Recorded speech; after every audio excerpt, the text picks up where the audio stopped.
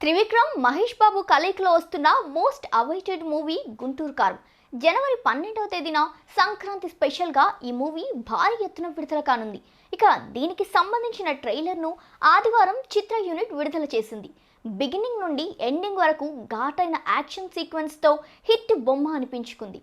ఇక త్రివిక్రమ్ అంటేనే మాటల మూటలు, కానీ ఈ ట్రైలర్లో త్రివిక్రమ్ రేంజ్ డైలాగ్స్ ఏవీ కూడా పెద్దగా వినపడలేదు.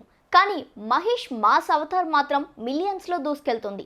శ్రీలీల, మీనాక్షి చౌదరిలు హీరోయిన్లుగా నటించారు. తమన్ మ్యూజిక్ అందించిన ఈ సినిమాలో ప్రకాష్ రాజ్, రమ్యకృష్ణలు నటిస్తున్నారు.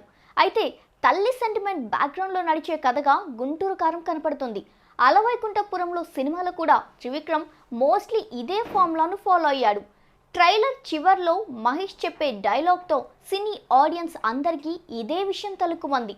అమ్మ చెంపదెబ్బ కొడితే సినిమా హిట్టే అనే విధంగా ఈ రెండు సినిమాల సారూప్యత ఉంది.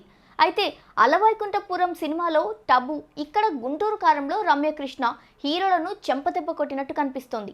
ఇక బ్రేకులు లేని లారీలా మహేష్ దూకుడు మాత్రం సూపర్ స్టార్ ఫ్యాన్స్కు మతిపోగొడుతుంది.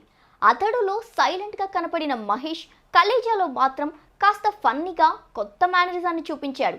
ఇప్పుడు గుంటూరు కారంలో మాత్రం మహేష్ లుక్స్ తప్ప కొత్తగా ఏమీ లేదంటూ ఫ్యాన్స్ అనుకుంటున్నారు.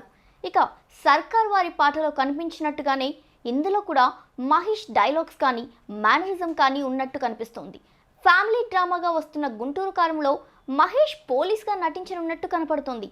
త్రివిక్రమ్ అలవైకుంఠపురంలో స్టోరీ లైన్నే కొంచెం అటు ఇటుగా మార్చి అజ్ఞాతవాసిని పోలిన కథతో గుంటూరు కారం కథ రాసుకున్నట్టు స్పష్టంగా కనపడుతోంది.